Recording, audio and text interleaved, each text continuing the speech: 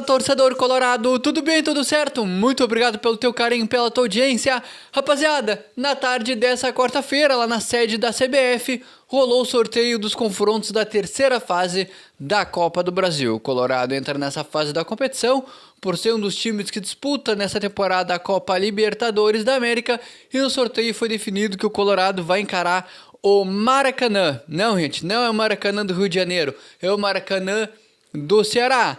Lembrando que nessa fase da competição, que é a terceira fase, serão disputados jogos de ida e de volta. O jogo de ida vai ser disputado no estádio Beira-Rio e o jogo de volta ainda assim local ainda para disputa definido. Mas quem é o Maracanã? Que time é esse? E qual é a história e a tradição do Maracanã no cenário do futebol brasileiro e qual tipo de dificuldade que esse clube pode impor no Colorado? O Maracanã é um time jovem, foi fundado em 2005, tem sede aí em Maracanaú, município da região metropolitana de Fortaleza, e nesse momento disputa a Série D do Campeonato Brasileiro. O Maracanã do Ceará já esteve disputando em outras edições a Copa do Brasil, mas nessa temporada foi a vez que o Maracanã foi mais longe na competição. Nas fases anteriores da Copa do Brasil, o Maracanã eliminou o Ferroviário e também o Ceilândia, ambas as equipes. O Maracanã eliminou nas penalidades. Agora tem diante do Colorado a difícil missão de passar para as oitavas de finais da competição. Como eu falei, o Maracanã disputa a Série D do Campeonato Brasileiro nessa temporada, e no Campeonato Cearense já foi campeão da Série C da competição, também da Série B do Campeonato Cearense, e também já mediu forças com o Ceará, com Fortaleza, mas o seu grande adversário é o Iguatu, é o time onde o Maracanã mais mede forças no Campeonato Cearense. E o jogo de ida dessa terceira fase da Copa do Brasil está marcado para a semana do dia 30 de abril e o jogo de volta na semana do dia 21 de maio. Como eu falei, o jogo de ida vai ser no estádio Beira-Rio, na semana do dia 30 de abril.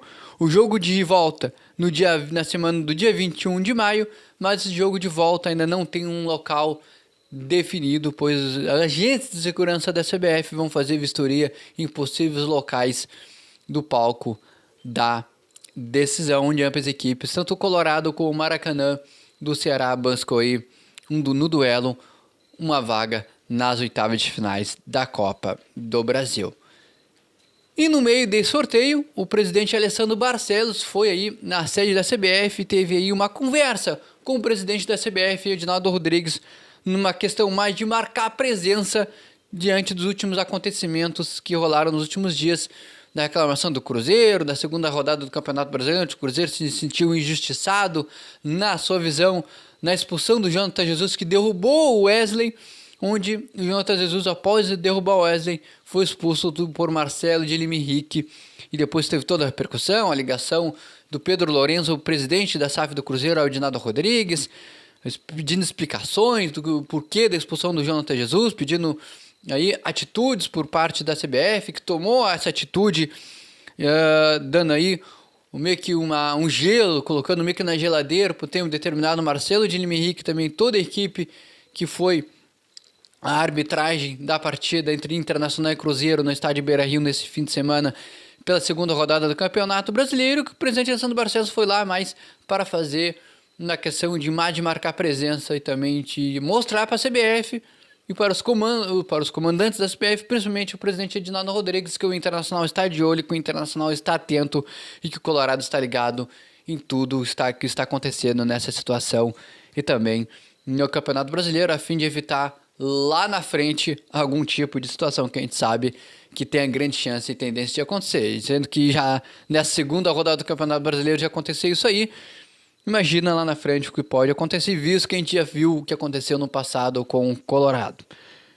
E pensando lá na frente, o Colorado nessa quinta-feira, vulgo amanhã, tem como adversário o Atlético Nacional da Colômbia, em jogo em segunda rodada do Grupo F da Copa Libertadores da América. O Colorado que estreou na semana passada na competição, diante do Bahia fora de casa, empatou em 1-1, saiu ganhando, depois saiu perdendo, aliás, e depois o Colorado empatou a partida. O Internacional, que é o terceiro colocado, com 1 pontinho no Grupo F da Copa Libertadores da América. E na noite dessa quarta-feira, o Bahia venceu fora de casa o Nacional do Uruguai com um gol do Eric Pulga no segundo tempo, deixando assim, com essa vitória, o Bahia com o líder da competição com 4 pontos. O Atlético Nacional da Colômbia é o segundo colocado com 3 pontos. Venceu na estreia o Nacional do Uruguai em casa por 3-0.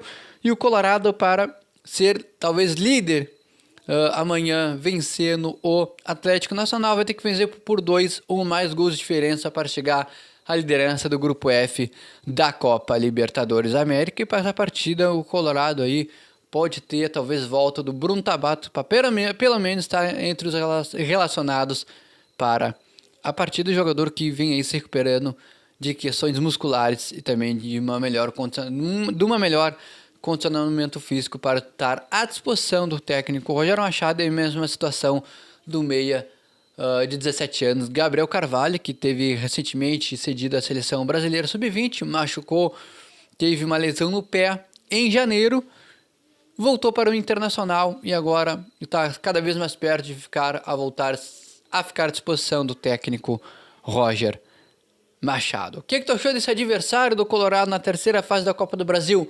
Que tipo de dificuldade o Maracanã pode pôr ao Colorado? Eu quero a tua opinião. Te inscreve aqui no canal, ativa o sino de notificações e deixa o teu like. Até o próximo conteúdo de Inter. Tchau!